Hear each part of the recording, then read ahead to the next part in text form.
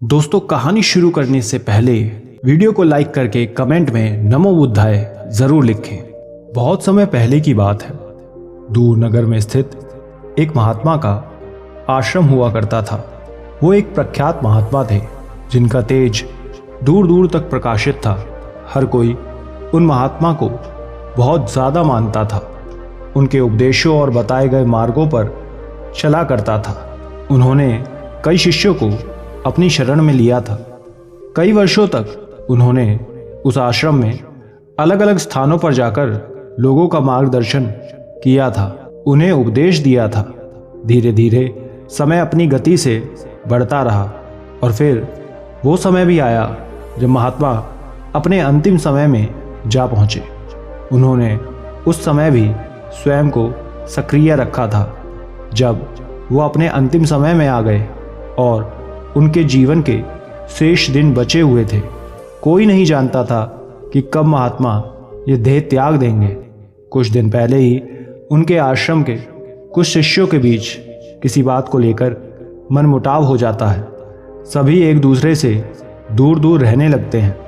जब महात्मा को ये बात पता चलती है कि उनके शिष्यों के बीच किसी बात को लेकर विवाद हो रखा है, तब उन्होंने सभी शिष्यों को जाने से पूर्व कुछ सीख देने का निश्चय किया। उन्होंने अपने सभी शिष्यों को अपने कक्ष में बुलाया और सभी को एक जगह एकत्र किया।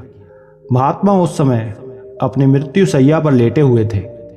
तब उनके शिष्य ने पूछा कि गुरुदेव, क्या हुआ?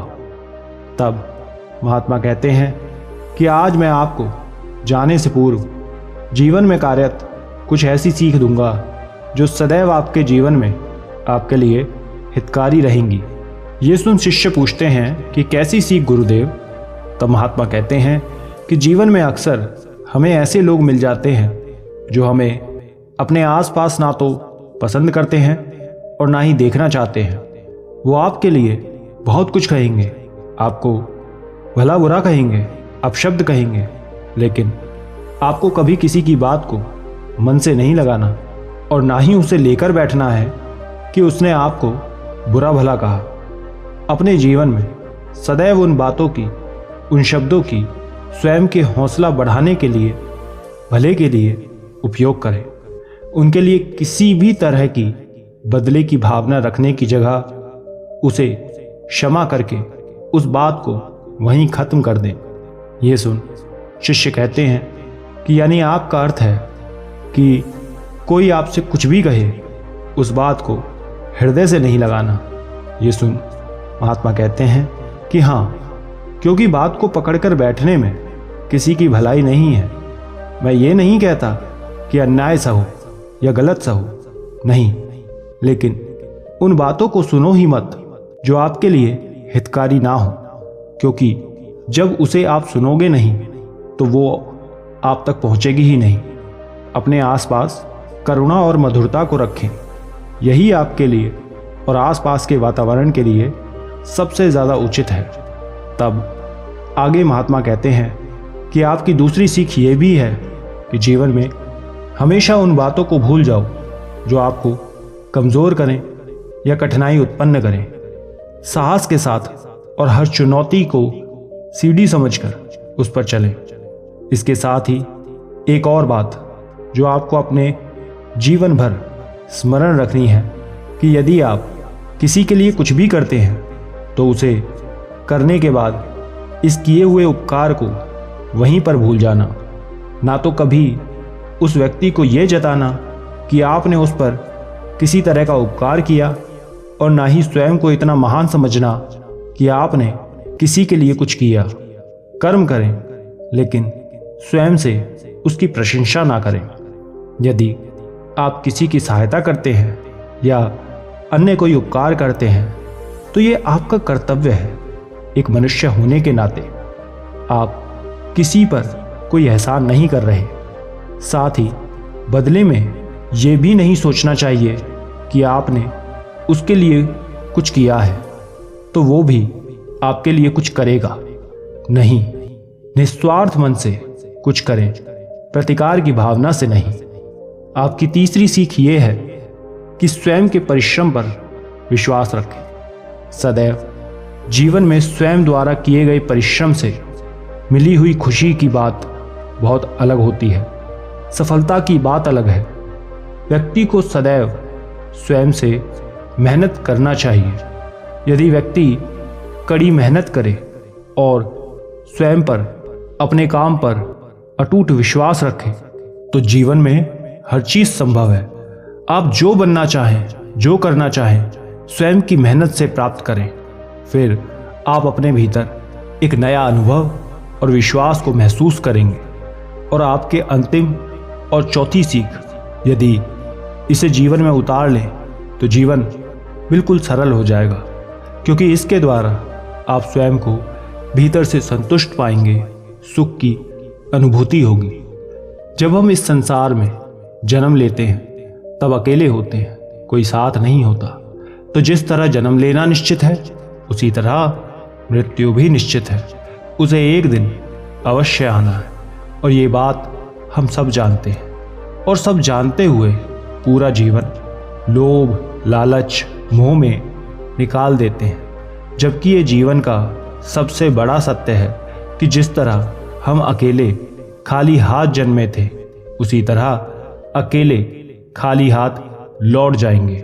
कुछ भी साथ नहीं जाएगा, तो क्यों पूरा जीवन लड़ाई, झगड़ा, लोभ, लालच इसमें बर्बाद करें, या फिर किसी चीज के प्रति लोभ करें। बेहतर होगा जो है उसमें खुश हो जाएं, स्वयं को संतुष्ट कर लें उतने में ही। और यदि जिस दिन आपने स्वयं को भीतरी संतुष्टि दे दी, उस दिन आपका जीवन सुख से भर जाएगा। अधिक की चाह और कम का दुख खत्म हो जाएगा। अपना ये उपदेश पूरा करने के बाद महात्मा अपने सभी शिष्यों से कहते हैं कि मैं तो अब जा रहा हूं, लेकिन मेरे बाद आपको यहाँ एक साथ रहना है। इसलिए स्वयं को विनम्र बनाना है, तब किसी तरह का कोई विवाद नहीं होगा। ये सुन शिष्यों को महात्मा की चारों सीख समझ आ जाती हैं, और महात्मा अपने जीवन की आखिरी सांस ले अपने प्राण त्याग देते हैं, और जाते जाते भी अपने शिष्यों का मार्गदर्शन करते हुए चले जाते हैं। उन्हें जीवन की वो सीख देकर जाते हैं जो यदि वो जीवन में उतार लें तो जीवन कठिन नहीं, एकदम आसान हो जाएगा और वो प्रसन्नता से रहेंगे। इसी तरह से एक और कहानी है। बहुत समय पहले की बात है। किसी राज्य में एक राजा हुआ करता था। उसके पास सब कुछ था, किसी चीज की कोई कमी नहीं थी, अपार धन संपत्ति थी, लेकिन फिर भी उसे हमेशा अधिक की चाह लगी रहती कि किसी तरह इसे कहीं लाभ हो जाए। एक बार पड़ोसी राज्य के किसी उत्सव में गया हुआ था। वहां की चकाचौंध और शाही चीजें देखकर उसके मन में लालच आ जाता है कि यह राज्य परिपूर्ण है। यदि वो उसके हिस्से में आ जाए तो उसके राज्य की शोभा बढ़ जाएगी। उसे लगता है कि यदि वो इस राज्य पर कब्जा कर ले तो वो स्वयं के राज्य के साथ इस राज्य पर भी राज करेगा और ऐशो आराम से रहेगा। वो एक बलशाली राजा था। अपने राज्य वापस आने के बाद वो उस राज्य पर कब्जा करने की योजना बनाने लगता है। उसने अब ठान ली थी कि उसे उस राज्य को अपने हिस्से में लाना है। वो अपने दरबार में एक युद्ध करवाने की घोषणा करता है और दूसरे राज्य भी यह आदेश भिजवा देता है कि दोनों राज्य के बीच जल्द ही एक युद्ध होगा। आदेश मिलते ही दूसरे देश का राजा उसे अस्वीकार कर यह उत्तर देता है कि कुछ समय पहले ही वो उसके यहाँ के एक जश्न में शामिल हुआ था और अब बिना किसी विवाद के यूं युद्ध छेड़ना चाह रहा है। इस बात का कोई अर्थ नहीं है और वो उसे नामंजूर कर देता है। जब ये बात राजा को पता चलती है कि दूसरे राज्य का राजा युद्ध नहीं करना चाहता, तब वो और अधिक आगोश में आ जाता है कि उस राज्य पर कब्जा करने के लिए वो कुछ भी करेगा। वो पुनः युद्ध का प्रस्ताव भिजवा देता है कि वो जल्द ही उन पर आक्रमण करेगा। ये देख पड़ोसी राज्य के राजा को कुछ समझ नहीं आता कि शांत स्थिति में राजा क्यों युद्ध का माहौल बनाना चाह रहा है? इसका कारण क्या हो सकता है? वो राजा एक संत को बहुत मानता था। वो उनसे काफी प्रभावित था। उनके उपदेशों को सुनता, उनके आश्रम आता जाता था। उसने बहुत से युद्ध और समस्या के समय भी उन संत महाराज से सलाह ली थी। इस समय भी वो उन संत के आश्रम पहुंचता है। उस समय वो अपने सभी शिष्यों को उपदेश दे रहे होते हैं। राजा को देख संत उन्हें बैठने के लिए कहते हैं। सभा पूरी होने पर राजा संत को प्रणाम कर अपने आने का कारण बताता है कि बिना किसी विवाद के पड़ोसी राज्य का राजा उनसे युद्ध करना चाहता है, लेकिन ऐसा क्यों, उसका कारण नहीं बता रहा। यूं शांति के माहौल को वो व्यर्थ युद्ध में बदल रहा है। ये सुन संत उस राजा से कहते हैं कि मुझे कुछ देर सोच विचार करने का समय दो, तुम्हें अगले आदेश तक नहीं आना। ये सुन राजा चला जाता है। वहीं दूसरी तरफ संत अपने एक शिष्य को सत्य का पता लगाने के लिए भेजते हैं कि आखिर वो राजा ऐसा कर क्यों रहा है। शिष्य उस राज्य में चला जाता है और भ्रमण करने लगता है और तब उसे सत्य का पता चलता है। वो पुनः आश्रम लौट संत को सारा सत्य बताता है कि राजा स्वयं के लालच में ये सब कर रहा है। ये जान संत अगले दिन उस राज्य में जाने का निश्चय करते हैं। वो एक काफी प्रख्यात संत थे। जिस भी राज्य, नगर, गांव में जाते सभी उनकी आवभगत में लग जाते। उस राजा ने भी संत के विषय में बहुत सुना था। संत उस राज्य की तरफ बढ़ते हैं। राज्य में पहुंच जब वो उस राजा के महल के समक्ष जाते हैं तो पास ही एक वृक्ष के नीचे बैठ जाते हैं। संत के साथ उनके कुछ शिष्य भी होते हैं। वो उन्हें उपदेश देना शुरू करते हैं। तभी वहाँ आसपास के लोग भी उन्हें देख एकत्रित होने लगते हैं। सबको धीरे धीरे ये बात पता चल जाती है कि एक प्रख्यात संत उनके यहाँ आए हैं। जब राजा को भी इस विषय की सूचना मिलती है तो वो भी उनके स्वागत के लिए जाता है। उस समय वो सभी को अपनी ज्ञान भरी बातें बता रहे थे। राजा उनके समक्ष जा उन्हें प्रणाम करता है। राजा को देख संत उससे पूछते हैं कि आप कौन हैं। ये सुन राजा आश्चर्यचकित हो जाता है कि वो उसे नहीं पहचानते। वो कहता है कि मैं इस राज्य का राजा हूं जो इसकी देखरेख करता है। ये सुन संत मुस्कुरा के कहते हैं कि क्षमा करें, लेकिन आपको देख के मैं पहचान ही नहीं पाया कि आप इस राज्य के राजा हैं। ये सुन राजा कहता है कि क्या मैं आपको अपने वस्त्रों से राजा प्रतीत नहीं होता। ये सुन संत पुनः हंसते हैं और कहते हैं कि वेशभूषा, वस्त्रों से किसी का व्यक्तित्व या वो राजा है ऐसा कौन जानता है। ये सुन राजा कहता है कि वस्त्रों से ही लोगों की पहचान होती है। उसे ही देख लोग उसके कद का पता लगाते हैं। ये सुन संत कहते हैं कि यानी यदि अभी मैं आपके वस्त्र पहन लूं तो इस राज्य का राजा बन जाऊंगा। संत आगे कहते हैं कि वस्त्र से नहीं, व्यक्ति के कर्म उसे राजा बनाते हैं।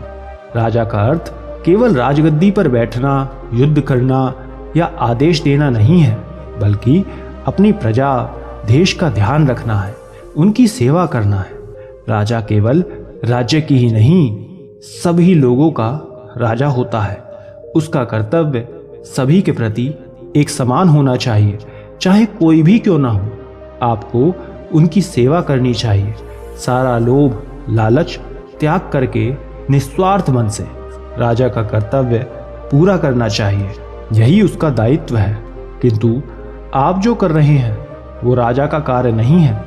आप उनकी भलाई करने की योजना बनाने की जगह राज्य की शांति को भंग करने की योजना बना रहे हैं, युद्ध करना चाह रहे हैं, वो भी स्वयं के लोभ लालच के लिए।